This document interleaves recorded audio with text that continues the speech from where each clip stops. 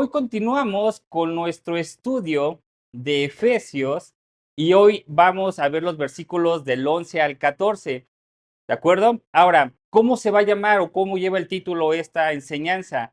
Una herencia eterna en Cristo, sellada por el Espíritu Santo. Y hoy vamos a entender muchas cosas de las cuales van implícitas en este aspecto.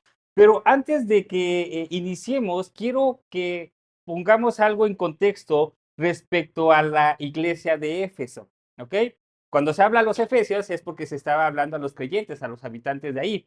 Pero la realidad es que el lugar se llamaba Éfeso. Entonces, si nosotros vemos en cuanto a Éfeso, ¿de acuerdo? Éfeso estaba situada en lo que hoy en día entendemos como Turquía.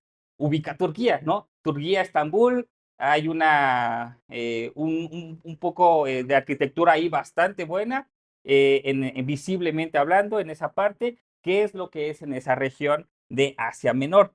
Sin embargo, ¿por qué Éfeso fue tan importante en su momento? Si se dan cuenta, Éfeso está en un punto estratégicamente comercial y estratégicamente que conecta la parte de Europa, que es toda esta región de arriba, con la parte de Asia o África para ir hacia este punto. Y entonces Éfeso se volvía un tema esencial de tránsito hacia todas estas regiones. Tanto venía mucho material como regresaba también mucho material. Entonces, había esa transición en cuanto a Éfeso, ¿no? Entonces, ¿qué podemos entender aquí en este aspecto y por qué Éfeso era muy importante? Porque Éfeso era un punto, era una iglesia que estaba situada justamente en el punto esencial donde se adoraba a Artemisa o a la diosa Diana, ¿ok? Eso después lo vamos a entender con mayor precisión por qué adoraban a estas deidades. Pero Éfeso, si se da cuenta y usted puede identificar, hay ciudades muy representativas como es Roma, como es Corinto, que también tenemos ahí, como es Macedonia, como es Filipos, que es donde cree que es los filipenses, ¿cierto? Y también tenemos otras de Tarso. ¿Quién era de Tarso? Pablo era de Tarso. ¿Y dónde se le llamó? Si ahí se da cuenta, hay dos Antioquías. Pregunta, ¿no? De examen. ¿Dónde se le llamó primeramente a los cristianos cristianos? En Antioquía, ¿pero cuál? ¿Antioquía de Pisidia o Antioquía de Siria? Bien, de Siria, ¿ok?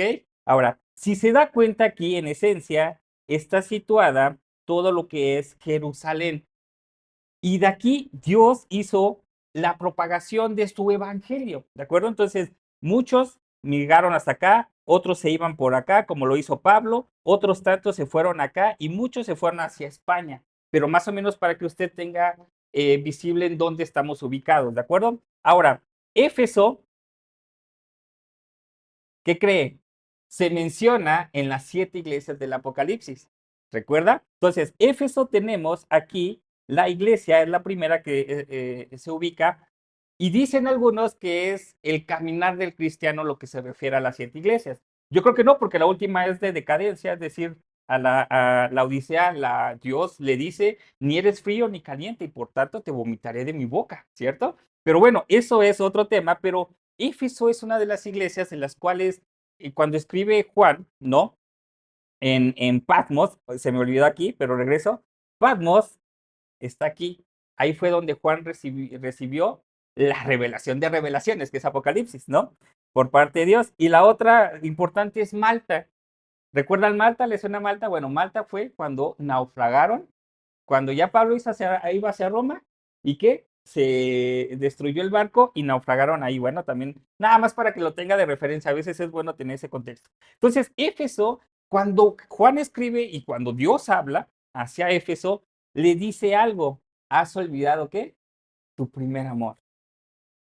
Caleb nos enseñaba la semana pasada acerca y la antepasada acerca de muchos principios esenciales del cristianismo. ¿Por qué tenemos nosotros, en esencia, y hemos recibido de parte de Dios su misericordia y su gracia? ¿De acuerdo? Entonces, es algo que a nosotros como hijos de Dios tenemos que estar recordando. Hijo, no olvides tu primer amor, vuelve a mí. Y solamente hay como contexto cultural. Éfeso era una ciudad aproximadamente de 250,000 habitantes, ¿ok? 250,000 habitantes. Para que se dé una idea, aquí en el municipio de Cuautitlán somos 180,000.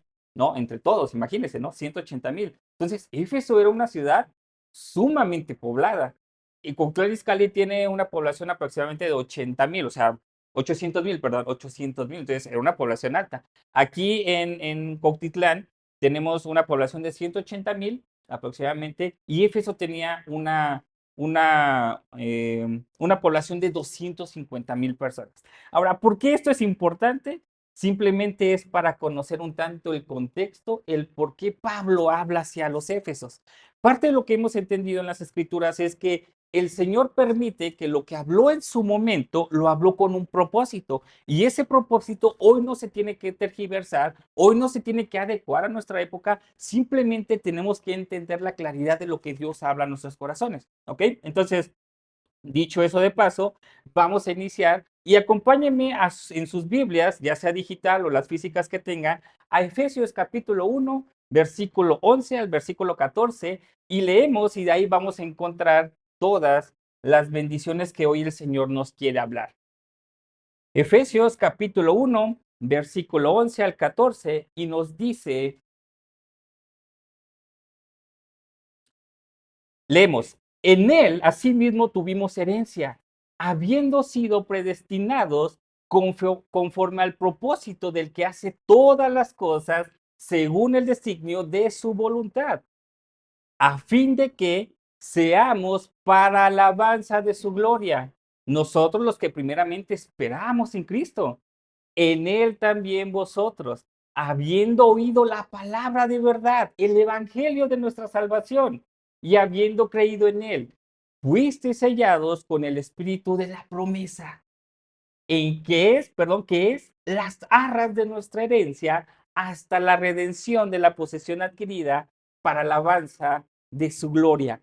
Son unos versículos maravillosos y que tenemos grandes hallazgos ahí. Y quiero iniciar, ahora sí, con la introducción, que es acerca sobre una historia. No sé si usted conozca a Leona y a Trouble.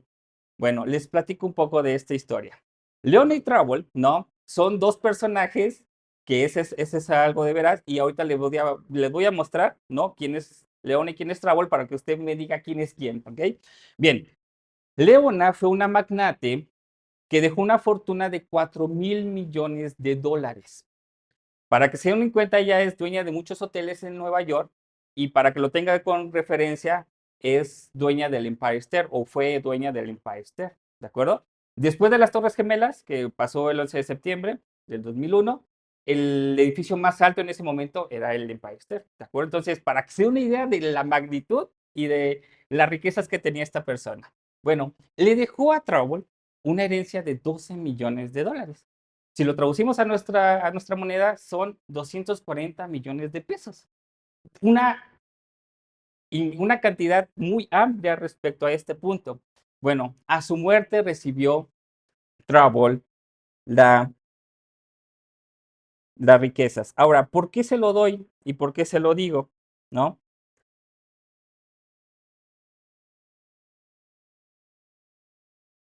Y usted me dirá quién es Trouble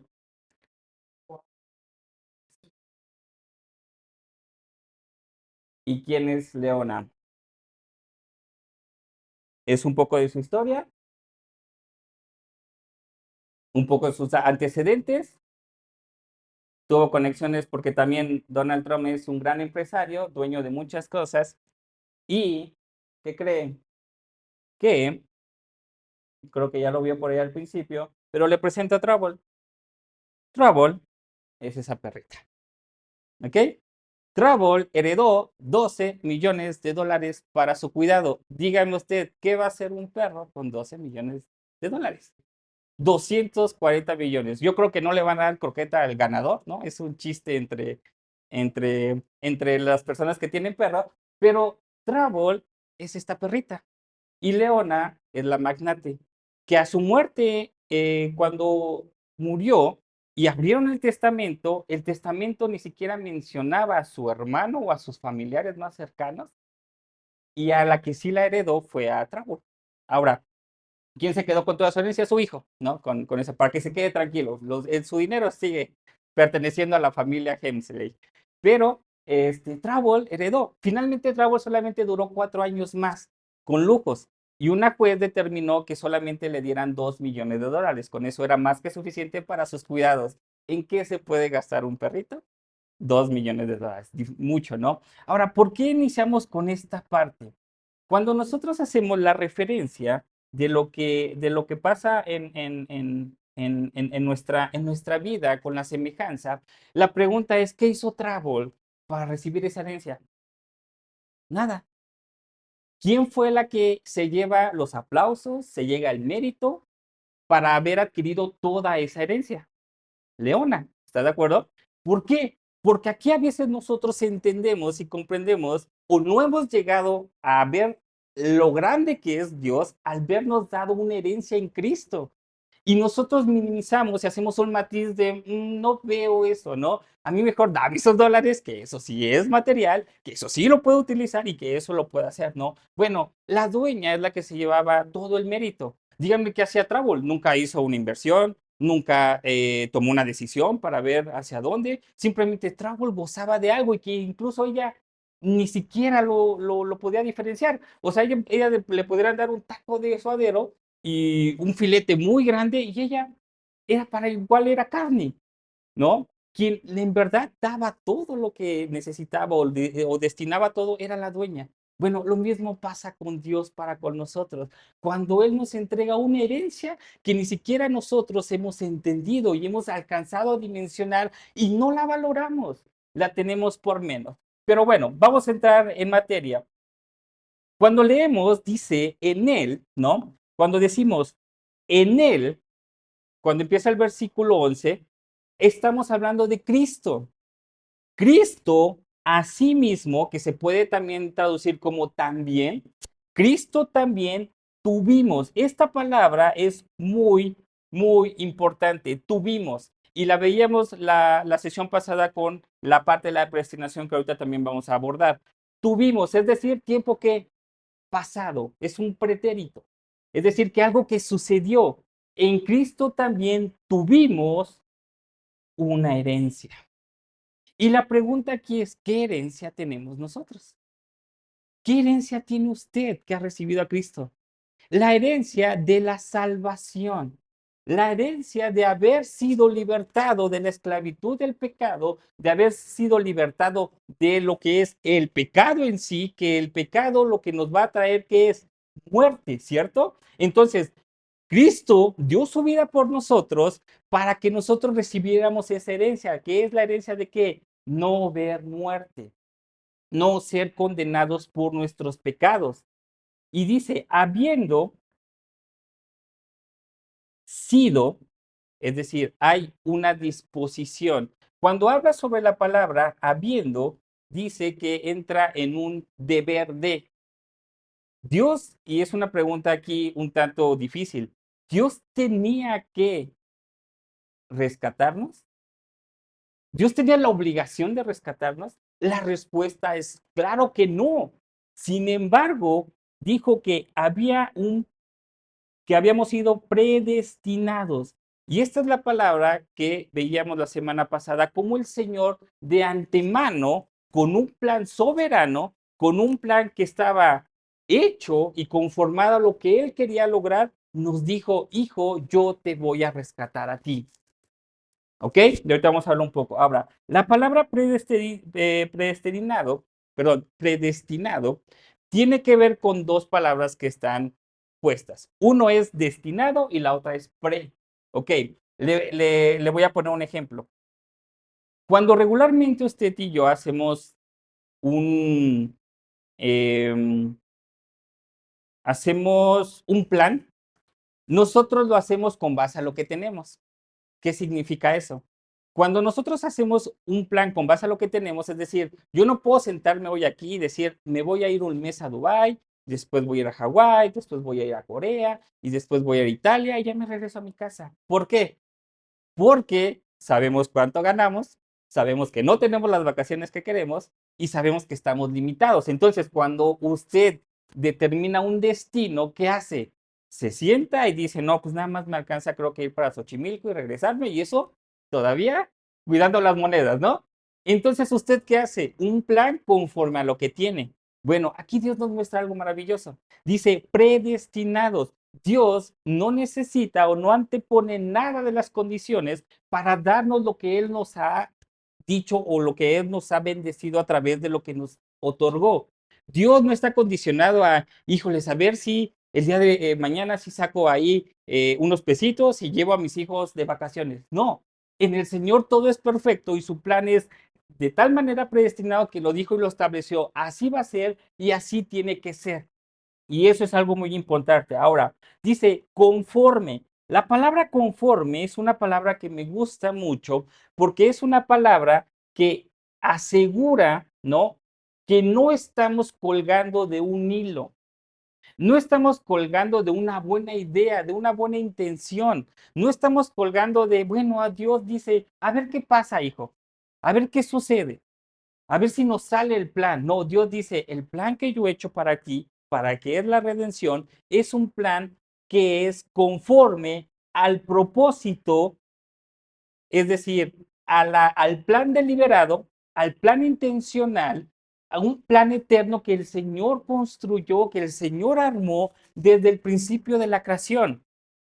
Dios sabía que éramos imperfectos. Dios sabía que teníamos muchas limitaciones y Él dijo, estamos aquí cada uno de ustedes porque ustedes van a morir. No van a poder llevar a cabo una vida perfecta para estar conmigo por la eternidad. Tengo que hacer y orquestar un plan perfecto para que yo les dé la salvación. Entonces, cuando dice conforme al propósito, nos da la seguridad que es un plan deliberado, un plan eterno y no es una idea vaga de lo que quiere llegar a ser o a lograr o a ver si se gesta en su totalidad, sino que es algo que el Señor nos dice, quiero que esto suceda. Ahora, después nos dice, del que hace todas las cosas, en manos de quién estamos. Voy a poner un ejemplo, ¿no? Supongamos que una familia se prepara y dice, hijos, listos, vamos a ir a Six Flags, ¿no? Por ejemplo, ¿no? Vamos a ir a un parque de diversiones, ¿ok?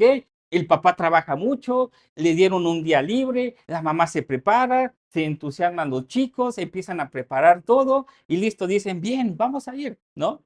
Pero resulta que en el camino se poncha una llanta, resulta que al papá le llaman del trabajo y tiene que presentarse en oficina, resulta que los chicos se enferman y el plan, ¿qué hacemos nosotros? Nos frustramos, nos enojamos y todo lo externo viene hacia nosotros y decimos, ¿por qué Dios? ¿No? Tan bien que lo planeé, me esforcé mucho, juntamos ahí un dinerito y no pude concretarlo. Bueno, cuando dice que estamos en manos del que hace todas las cosas, ¿usted cree que a Dios se le va a salir algo de su control? ¿Usted cree que Dios está a expensas de decir que no llueva y que no haya baches y hay que cambiar? Estamos en manos de un Dios que hace soberanamente y tiene el control de todas las cosas. Cuando Él hizo su plan perfecto de salvación, no está esperando a que la gente actúe o está esperando a que los factores externos vengan a nuestra vida para que se cumplan todo ello. Simplemente el Señor dijo, así se va a hacer. ¿Y qué cree? Así se va a hacer. Y el plan de salvación que es para cada uno de ustedes, el Señor lo determinó desde la eternidad para nosotros. No le da gozo decir, cuando imagínense, ¿no? Una parte de la historia. Dios se sienta y dice, hoy quiero que cada uno de los que estamos aquí, incluyéndonos y cada uno de sus pequeños, haya y alcance salvación y vida eterna. Ahora, también tenemos la parte de según el designio. ¿Qué es el designio? Cuando hablamos del designio es el plan de Dios que es inmutable y que no está afectado, como ya lo vimos, sobre las condiciones externas, sino simplemente descansamos en que Dios así lo diseñó y así lo formó y así lo quiso. Y eso nos debe dar la tranquilidad que pase lo que pase, en manos de Dios estamos tranquilos, ¿de acuerdo? Ahora, también dice que es su voluntad. ¿Cuántos de aquí tienen buenos deseos? Quiero quiero prosperar en mi trabajo, quiero que este problema se arregle, quiero que la enfermedad se vaya, perdón, quiero un pastel de chocolate, también se vale, ¿no? tenemos buenos deseos. ¿Eso qué es? Nuestra voluntad. Cuando nosotros tenemos deseos, es una voluntad. Buenos o malos, bien intencionados o no, es una voluntad. Bueno, Dios tiene una voluntad. ¿Sabe cuál es la voluntad de Dios? Que cada uno de nosotros alcancemos la herencia en Cristo a través de su redención para el perdón de pecados y la liberación de la condenación del pecado por la muerte de su Hijo para que hoy tengamos vida eterna. Será otro tema que abordaremos en otras sesiones porque es muy maravilloso ver lo que sucedió en la cruz. A veces no entendemos lo que sucedió en la cruz, pero eso nos da la tranquilidad. Hoy en día tenga la plena confianza que el Señor le ha dado una herencia en Cristo por su muerte, que hoy usted y yo gozamos plenamente de esa parte. Y es conforme a su voluntad. Ese es el deseo del Señor, salvar, perdonar, dar misericordia. Pero también como tenemos un Dios justo, y un Dios que es esa parte, también tenemos que tener mucho cuidado. Ahora, vamos con el siguiente versículo, que es un versículo muy maravilloso. Decimos y leemos, a fin de que seamos para alabanza de su gloria, nosotros los que primeramente esperamos en Cristo. Bien, cuando hablamos de la palabra a fin, estamos hablando de una palabra que tiene entendimiento en que lleva un propósito. Hoy en día, y el maestro Caleb nos comentaba la sesión pasada sobre la voluntad de Dios, ¿se acuerda? Prescriptiva, la decretiva y la oculta. Bueno, hoy tenemos en virtud el propósito de la voluntad abiertamente conocida hacia nosotros. Si alguien dice, Alex, Caleb, ¿cuál es la voluntad de Dios?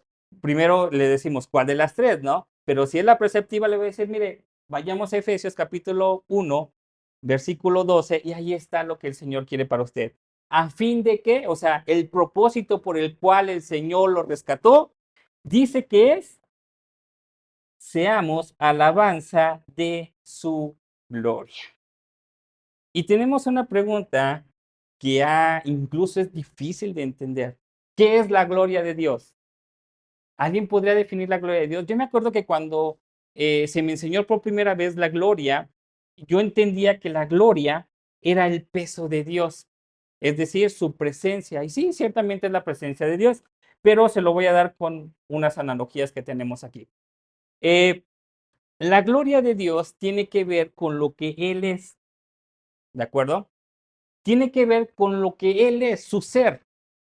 Aquí tenemos algunos atributos y uno de los más reconocidos. Él es santo, Él es justo, Él es amoroso, omnisciente, omnipotente, omnipresente, inmutable y misericordioso. ¿Ok? Es alguno de esos atributos que Él tiene. ¿De acuerdo? O sea, tenemos entendido que los atributos de Dios es lo que Él es y por esencia es la gloria de Dios.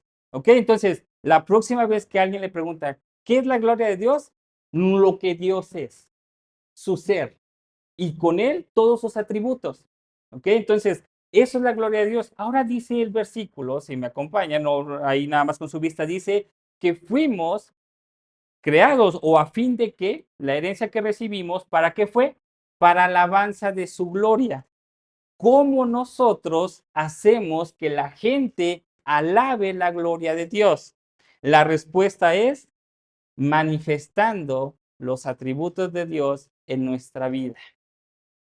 Si nos damos cuenta, y ahí usted internamente hágase un pequeño examen, ¿no? Hágase un pequeño examen ahí. El examen radica en que usted se refleja santo hacia los demás. Usted se refleja justo hacia los demás. Usted se refleja de una manera misericordiosa hacia los demás. Alguien puede decir, wow, ¿no? Alex es misericordioso. Y la gloria no es para mí. ¿La gloria para quién es?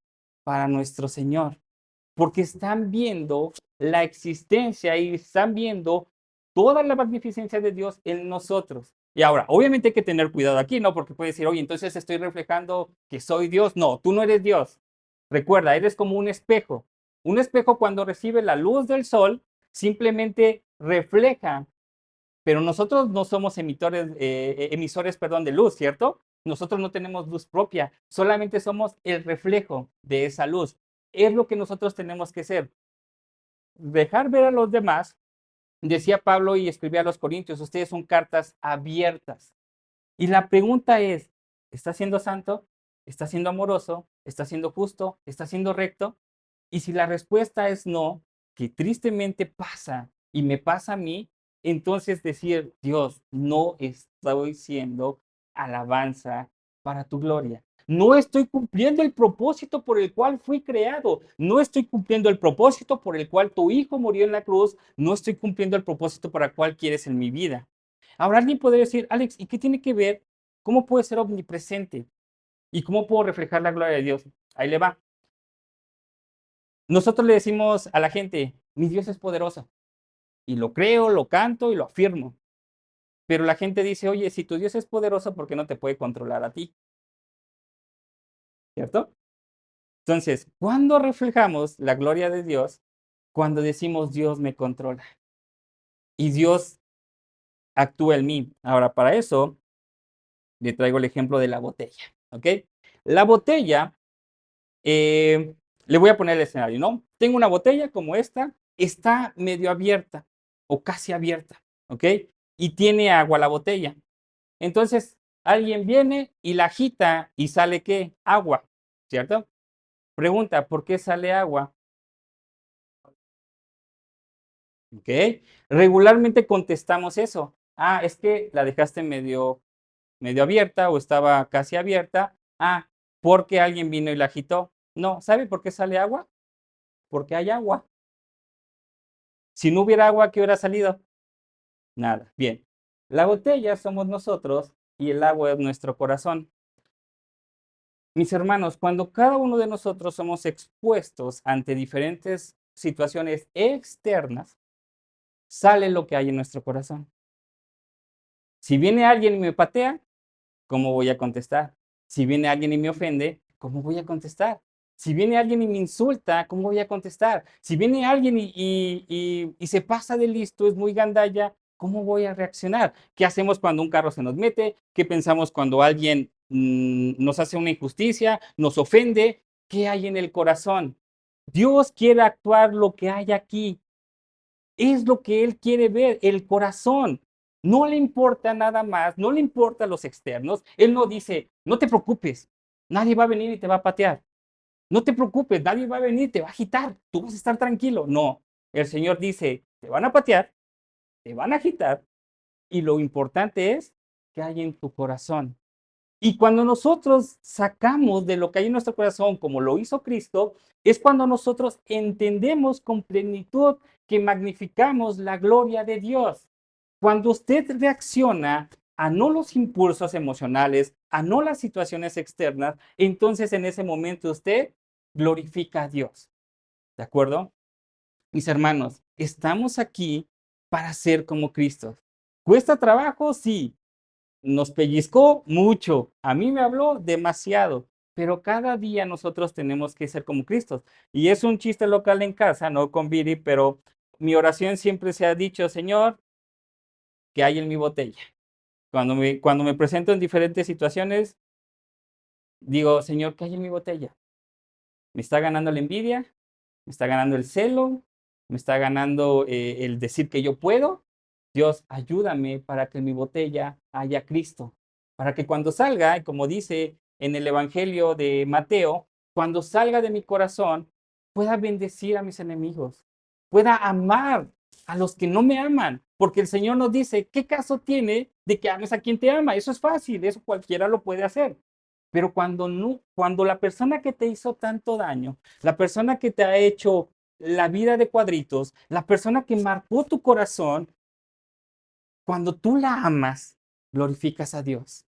Cuando tú amas y bendices y oras por esa persona, no estamos hablando de que la merezca, porque veámonos a nosotros mismos, nosotros no merecíamos la gracia de Dios y el Señor nos amó y nos perdonó. Y cuando tú haces eso con la otra persona, no es porque lo merezca, recuerden, es porque glorificamos a Dios. Y eso es lo importante en nuestras vidas. Y después Pablo, ¿no? Algo sencillo dice, nosotros los que primeramente éramos en Cristo. Aquí habla hacia los judíos, es decir, nosotros esperamos por mucho tiempo la venida de Cristo. Todo el Antiguo Testamento es la esperanza hacia Cristo. ¿Cuándo va a venir? ¿Cuándo va a venir Cristo? Y cuando él dice, Pablo les dice, ese es el propósito que habían estado buscando por siempre. Que el Señor, que ustedes fueran para alabanza de su gloria, porque ustedes lo estaban esperando. Por eso es que termina con esa parte. Ahora, después tenemos que en él también, dice, vosotros, ya en el versículo 3, y esto es algo maravilloso, dice, en él también, vosotros, otra vez, ¿en él a quién se refiere? En Cristo. En Cristo también ustedes y cada uno de los que estamos aquí, habiendo oído la palabra de verdad. Y esto es algo maravilloso, que es el Evangelio. Ok, para esto vamos a ver un video y ahorita hablamos acerca del video.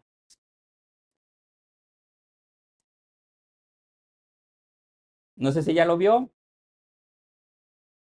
porque vamos a analizarlo un poco. Ay, perdón. Bien. ¿Ya lo había visto? ¿No? Ok, le platico un poco acerca del oso y por qué es el Evangelio, ¿no? Bien. Usted es el oso.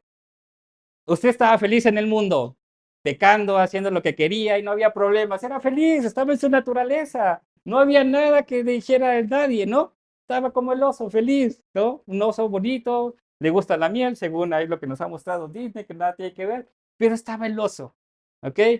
Y de repente se acerca a un espejo y se conoce. Y cuando, ahorita lo voy a poner de nuevo y vean su reacción, cuando se ve por primera vez, se espanta y se hace a un lado y se vuelve a asomar y se vuelve a espantar y después busca, dice, ¿dónde está el otro oso? ¿No? Porque, o sea, entiende que lo que está viendo es algo similar a algo que ha visto en otras ocasiones. Entonces dice, ¿y qué quiere hacer? Destruirlo. Bueno, cuando nosotros estábamos en el mundo, éramos como el oso, sin problema. Pero alguien que nos amó, ya no sé si es amor o no, ¿no es cierto? Y nos mostró el Evangelio, dejamos ver quiénes somos nosotros. La palabra de Dios, que es el Evangelio, hace eso en nuestra vida, es un espejo de lo que nosotros somos. Y cuando nosotros somos y reflejamos, ¿qué somos? Pecadores. Cuando nosotros vemos qué tan pecadores somos, queremos matarlo. Nos asqueamos de lo que vemos y nuestra reacción es agresiva. ¿Ha luchado usted con no pecar? ¿Ha luchado usted cada día en ser el reflejo de la gloria de Dios? Y a veces dice, no puedo, Dios. En verdad, con esta personita, no puedo. O sea, ponme a que quieras, pero con esta persona, no me la pongas, porque sé que voy a caer. Bueno, Dios dice, está bien, ya tratamos con las demás, queremos tratar con eso. Y es la palabra de Dios es incómoda, porque la palabra de Dios nos da un pisotón. La palabra de Dios nos dice, hey, no tienes que pensar así, no tienes que actuar así, no tienes que decir eso, no tienes que pensar eso. Cuidado. Entonces, ¿qué hacemos? ¿No? Ya nada más para finalizar, le pongo play. Nuevamente, no, vean, ¿dónde se va? Se espanta, empieza a pelear con la palabra. ¿Y qué quiere hacer? Desecharse de la palabra. ¿Cuántos aquí la palabra de Dios nos incomoda? A todos. Nos debe incomodar. La palabra de Dios cada día nos debe de incomodar. ¿Por qué? Porque ahí vemos el reflejo de lo que tenemos que ser y no nos gusta eso que Dios quiere que seamos. Nos dice, ama, perdona, cumple, da, sométete, haz caso, obedece. Y eso no nos gusta.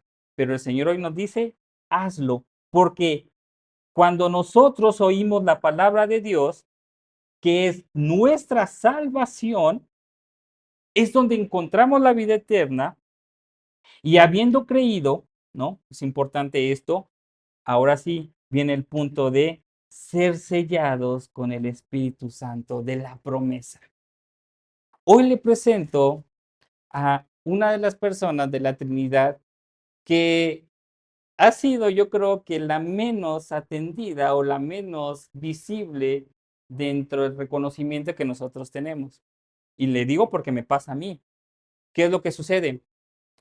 Cuando vemos al Padre amoroso, aquel que hizo el diseño perfecto de salvación, dijo, esto es lo que voy a hacer para la humanidad, esto es lo que voy a hacer para mi creación. Alguien tiene que hacer este plan. ¿Ese plan quién es? Cristo. Cristo ejecutó el plan perfecto del Padre.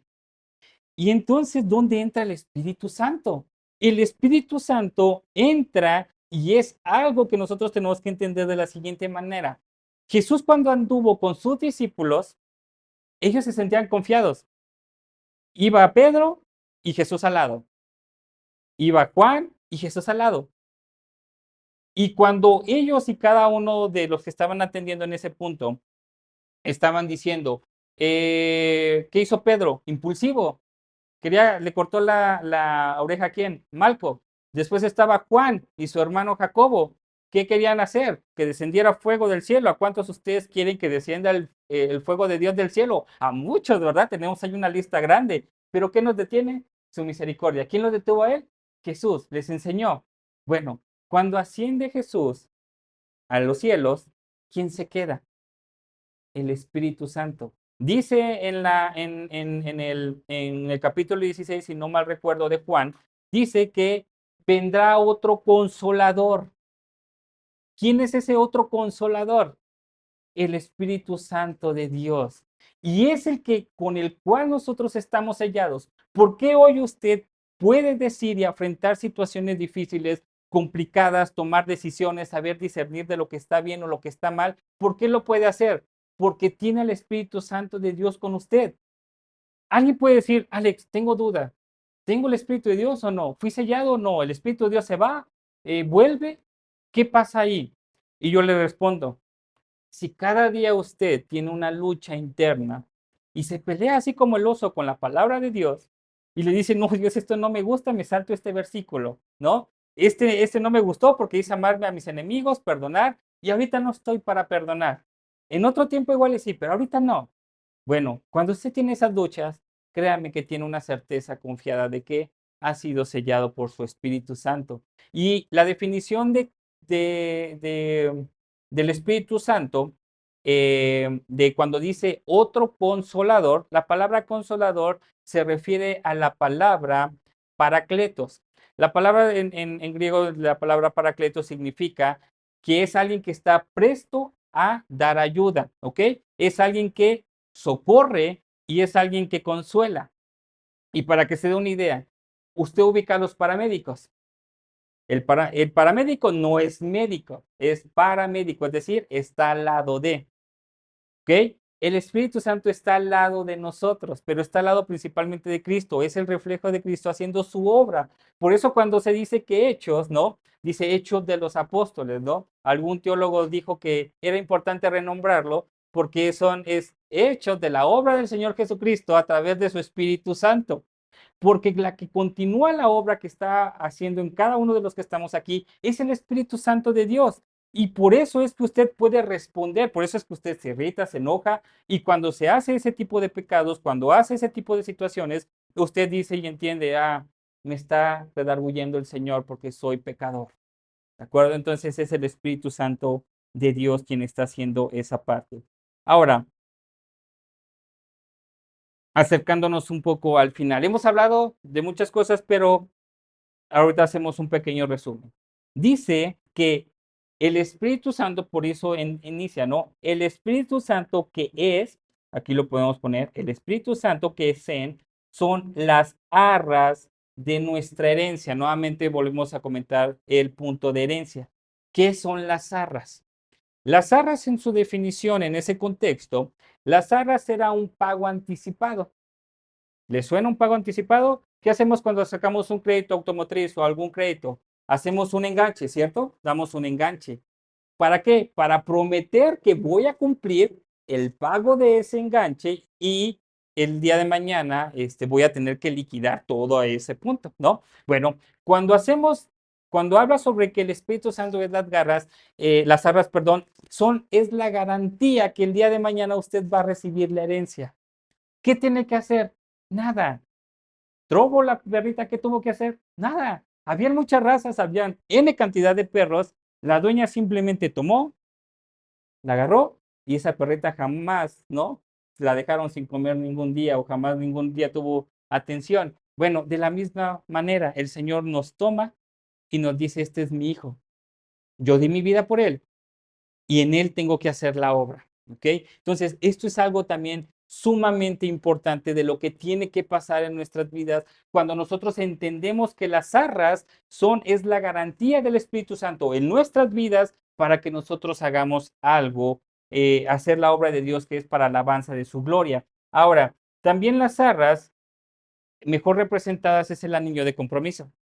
Cuando una persona viene y entrega un anillo de compromiso, un hombre, le está prometiendo a esa doncella, a esa princesa, a esa hija de Dios, que va a ser, la va a amar por siempre, va a ser fiel, va a cumplir ciertas condiciones para que ese pacto no se rompa.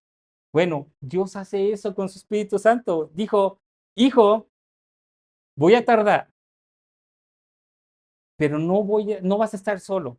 Voy a estar contigo todos los días. Y este sello, que es el Espíritu Santo, es la garantía que vas a llegar a mí, vas a llegar a mis brazos, vas a llegar a mis pies. Tenlo presente siempre.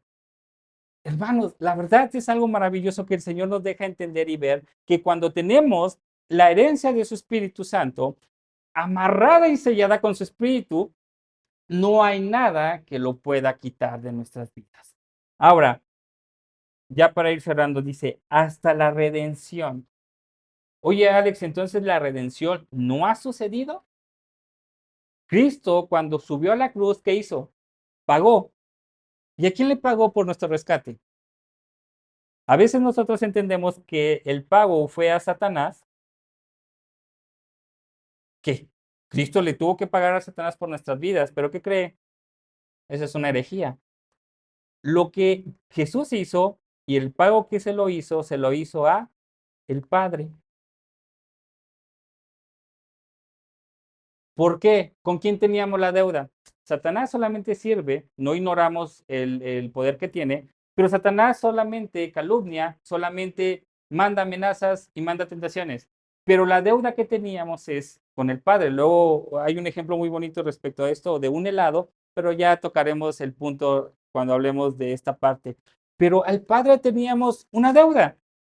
Y Jesús y el Padre que demandaba justicia, y la justicia que demandaba que era muerte. Cuando Cristo vino a nuestras vidas, ¿qué hace? Da su vida por nosotros, ¿ok? Entonces, dice que es hasta la redención. Es cierto, Jesús ya dio su vida por mí, pero no ha finalizado, sino hasta que, hasta que vuelva otra vez. Y ahora sí, se consuma todo el plan de redención completo. Por eso dice, el Espíritu Santo va a estar con ustedes hasta que mueran o hasta que yo venga. Y Él va a morar en cada uno de nosotros. Y después termina con algo nuevamente, dice, de la posición adquirida, es decir, lo que Jesús compró a través de su sangre, que dio en la cruz, y nuevamente nos dice, para alabanza de su gloria. Ya le pisé un callo cuando vimos hace rato, pues le piso otro, ¿no? Ya, total, no pasa nada. Bien, le tengo este ejemplo y ya con esto finalizamos. Resulta que un padre se esmera mucho por hacerle una fiesta a su hijo, ¿ok? Le hace de lo que él le gusta, ¿no? Paw Patrol, los Avengers, la caricatura que le gusta, se esmera y dice, bueno, es un sacrificio, y la verdad adorna muy bonito, ¿no? Globos muy bonitos, inflables, decoraciones, pastel, unas mesas bonitas, muy adornado. Entonces, el padre pues le prepara eso a su hijo e invita a más niños, a sus compañeritos. Entonces llega Alex, no, me va a representar, llega Alex a la fiesta y ve la fiesta. Y empieza a ver a Alex, "Mm, a mí no me hicieron nada". Y empieza a tomar una actitud de, eh, un tanto, una actitud fea, mala, ¿no? O sea, yo, digamos que yo soy Alex, ¿no? Entonces, a mí no me hicieron una fiesta, no sé qué, y empiezo a llorar, y empiezo a hacer berrinche, y empiezo a hacer destrozo, ¿por qué? Porque quiero llamar la atención.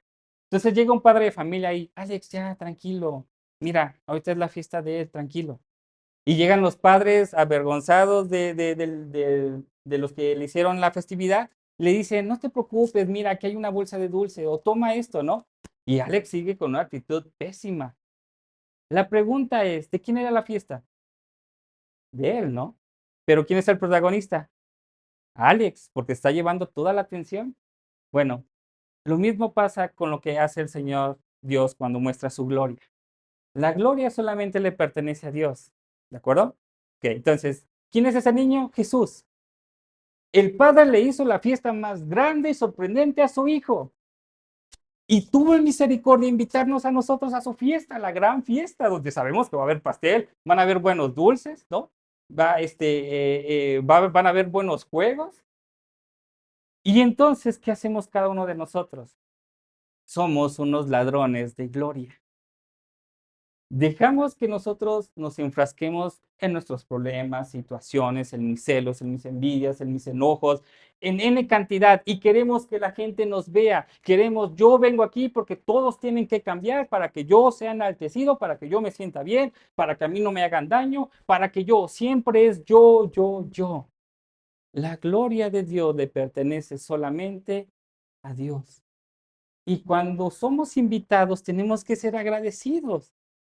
Y tenemos que decir, Jesús, ¿de qué manera tú ves? Y decir, ¿quién es el invitado? Jesús. Nos invitó, pero Él es el que se lleva la gloria. ¿Por qué? Porque su Padre le preparó una fiesta. Cada uno de nosotros estamos aquí. Sí, tenemos situaciones, tenemos complejidades, tenemos problemas, tenemos N cantidad de situaciones. El día de mañana ya usted está pensando qué voy a hacer, qué tengo que comprar, qué tengo que organizar. Pero antes que eso diga, ¿con esto estoy glorificando a Dios? ¿Con esto estoy glorificando a Jesús? Y recuerde esto simplemente. Todo tiene que ser a través de eso. Diga, cada pensamiento, cada acción glorifica a Dios. Y eso le dará una atención diferente en cuanto a cómo vemos las cosas. Finalmente, entendemos lo siguiente. ¿Qué haríamos si ahorita nos dicen, tienes una herencia de 12 millones de dólares, 240 millones de pesos? Nuestra mente es tan impresionantemente rápida que ya empezó a decir, le compro una casa a mi mamá, le compro una casa a mi esposa, cambio de carro, invierto en esto, hago lo otro, salgo de esto.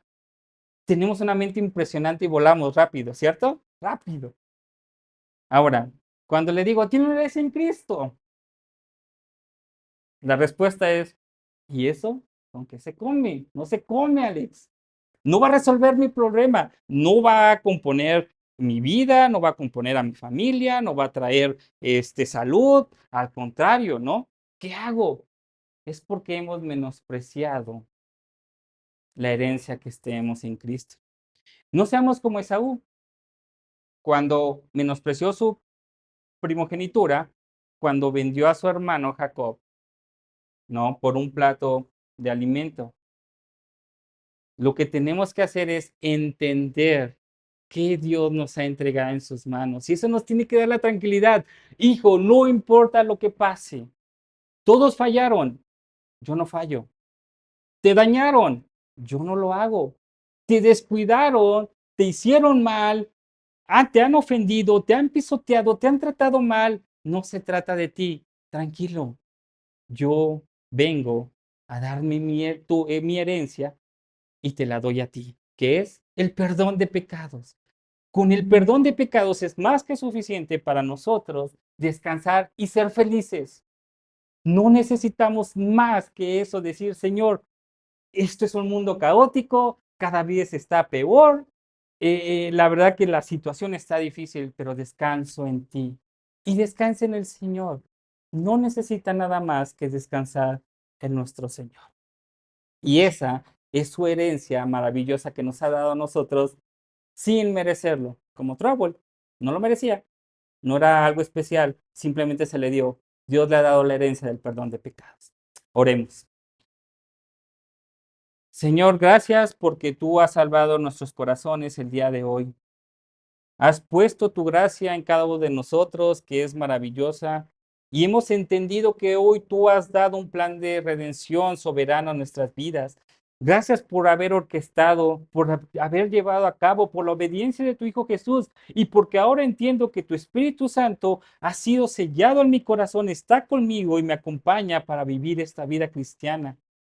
Dios, perdónanos si no hemos vivido para tu gloria. A veces, Señor, las situaciones de no reflejar tu carácter hacia los demás. A veces, Señor, ser ladrones de la gloria, queriendo nosotros toda la atención y es donde nos enfocamos. Perdónanos, Padre. Y con ello, Dios, descansemos en ti plenamente, que tú tienes control de todo. A pesar de las circunstancias que estoy viviendo, tú tienes control de mi vida, tú tienes control de mis circunstancias, de mis hijos, de mis familiares. Permíteme descansar en ti. Y ayúdame, Señor, a poder vivir para tu gloria, porque es por lo cual hoy entendí que fui hecho para la alabanza de tu gloria. A ti sea la gloria por todos los siglos, en el nombre de Cristo Jesús. Amén. Wow, gloria a Dios por su palabra el día de hoy.